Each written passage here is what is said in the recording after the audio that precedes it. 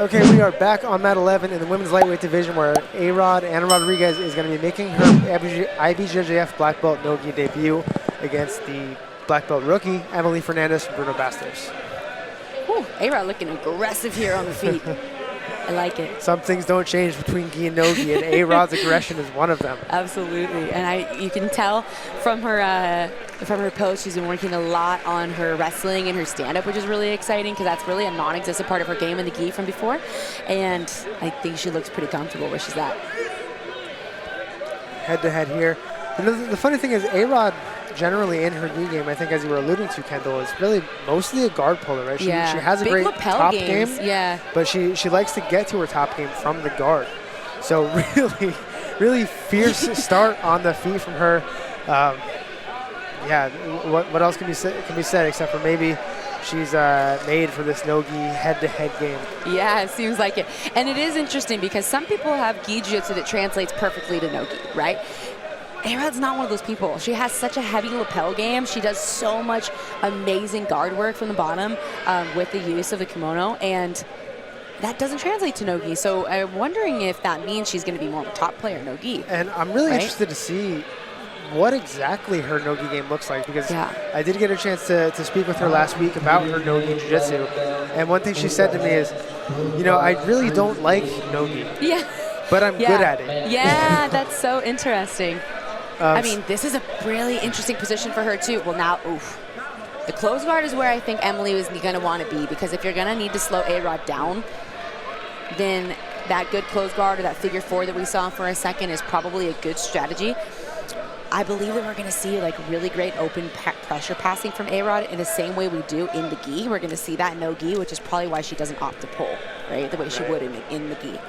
Right, she has resources to get on top in the gi that she doesn't. But her top position is great. That's one of the better parts of her game, is when she can get on top. She is a monster pressure passer. She really likes this head in the terrifying. chin. Yeah. It's scary to watch. You're like, how does she makes girls look like they don't do jiu-jitsu?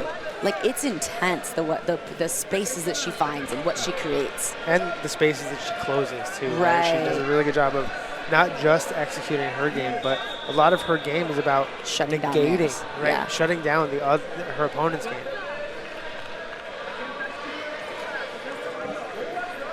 Yeah, just very, very insistent on keeping good position here. This is that game of inches we've been talking so much about, that battle between attacking the lower body and attacking the upper body, not rushing through the half guard, taking the time. She knows this from doing it so well in the gi, but it's impressive to me how well she's able to translate it to the no-gi game. A lot of times good gi passers have a hard time with these flexible no-gi guards because we don't have the material to hold people in place the same way. We don't have like a collar we can pass through behind the armpit and snatch them down and hold their back to the mat. We don't have the belt, the lower pant grip, right? So from here, the fact that Emily hasn't been able to bring a right knee shield in or a right butterfly hook in or get an underhook in any way is very, very impressive to me. And A-Rod really looking to set up this body lock. She's got her pressure down. The one thing she needs still to do is to clear the knee line with her inside leg, her trapped leg, which is her left leg here. But it looks like she's doing a pretty solid job of dominating all but dominating really the half guard of Emily Fernandez. She does still need to clear through that half guard, but she has her smash. She's looking like she has pretty good control of that underhook here. And Emily's done a great job continuing to create space too, because people have a very hard time creating space with Anna Rodrigues, just like you were saying earlier. And Emily Fernandez has now recovered to like a pretty solid half guard knee shield. This is a place she plays from very often. I think she's very comfortable here. Good head control too on that right side, breaking the posture down of Anna Rodrigues. And that continued wrist control with her left arm is going to allow her to create some space here and really work her way back out through the guard, back out into the guard. Yeah, 6:30 here to go. And we have one penalty for Hernandez. I believe that was from the stand-up portion where A-Rod was being very aggressive, and it didn't seem that Fernandez was able to engage very much. But as far as the ground goes, even though A-Rod's been in the driver's seat, we haven't put anything on the board yet. And I think that is a good start for Emily Fernandez, especially to gain some confidence, because for Emily to come in and be making her IBJJF no-gi black belt debut, and then go against 3-time world champion. I mean, that, even though it's no-gi, that's got to feel a little intimidating. I remember being a brand new black belt, like going against black belt world champions, it was like, oh my God, they know so much that I don't. Then you realize, you know, as you kind of come up through the ranks, that they're all just human, but in the beginning it feels like that, right? So this is a really, I think, good match for Emily to start off her black belt nogi career and start to feel like, wow, okay, I can be here. You know, I can win here. She's being tested by A-Rod, but she's certainly not being smashed. And even just that, the ability to hang in the pocket with somebody as decorated as A-Rod for 5 minutes can make a young black belt like Emily consider, okay, I belong here. Yes. I belong in this exactly. However, it won't be enough. She's got to put something on the board, right? And we're still about halfway through, so I have the prediction that there may be like the continued pressure is either going to get A-Rod to pass the same, she's going to keep going the same direction, or if she doesn't get what she wants, she may change of direction, and that might be an opening for Emily. One problem that a lot of times great gi players have a hard time adjusting to is the importance of clearing that knee shield though in no-gi. It can be really, really frustrating because once you clear the knee shield, a lot of the time the half butterfly comes in, and it's a little more difficult to get that in the gi because of the material and the nature of the way you're able to staple your opponent down with the material of the lapels and the collars. In no-gi, you don't have that. So if you're not used to closing space in such a meticulous way, then a lot of times that top foot can sneak back in a way that it doesn't normally in the gi. So we haven't seen the half butterfly yet, but it is something to look out for because if Emily was able to bring her right leg inside of the thigh of Ana Rodrigues, then she could start to use that to elevate.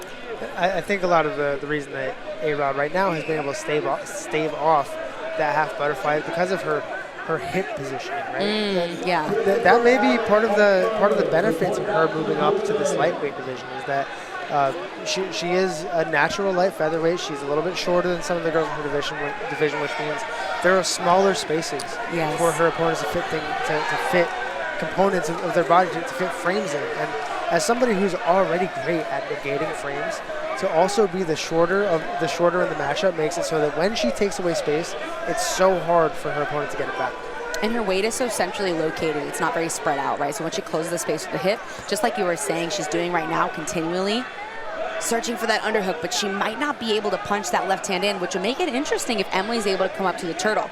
But that could be an entry for A-Rod to go to the back. Wow, impressive recovery here again. A-Rod takes just a little too long to clear that foot and gives that really required space to Emily to get her way out. When you're adjusting from one to the other, if you haven't done it before, there is a lot that changes with the timing, and there's a lot that changes with the pace. It's so fast, no-gi. You don't really get to positions as often where you can rest and take a breath. It changes the way that you behave for 10 minutes. So for A-Rod to come into a big tournament like this, I think is her second no-gi tournament ever, as the current black belt world champion. I mean, you could kind of see on her face a little bit of maybe some fatigue or just a little bit of an adjustment here.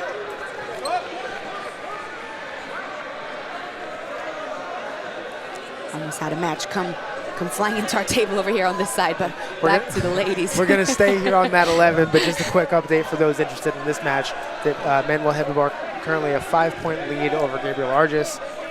That match going down about halfway left. That decides who moves on to the quarterfinal in medium heavyweight division. Over here, A-Rod again on top, still closing the space. Emily Fernandez still staying very composed, keeping her guard strong and formidable against this dangerous passer in Ana Rodrigues. And we missed it, but there's an advantage on the board now that we didn't have before. Did we see what that advantage is I think that was from the near pass that A-Rod hit through that knee cut where Emily gave her back. Okay, through the transition. Yeah, she was almost able to capitalize on that near pass because she ended up almost in a front headlock, then she spun to the back, and then Emily did an excellent job of recovering quickly, rolling through to the open guard. So there wasn't a score other than the advantage, but there was something there on the board, which is going to probably make a big difference here in the next part of the match. And as we continue through the match, it's important to note that Ana had that pressure of needing to get past the guard of Emily, but now she can use that pressure to ride out the next 2 minutes. It's not always the safest strategy because if the person on bottom scores, I mean, then you're screwed. But with someone as experienced as Ana, she knows exactly when she needs to strategize. She knows exactly when she needs to press on the gas. She knows exactly when to hang back.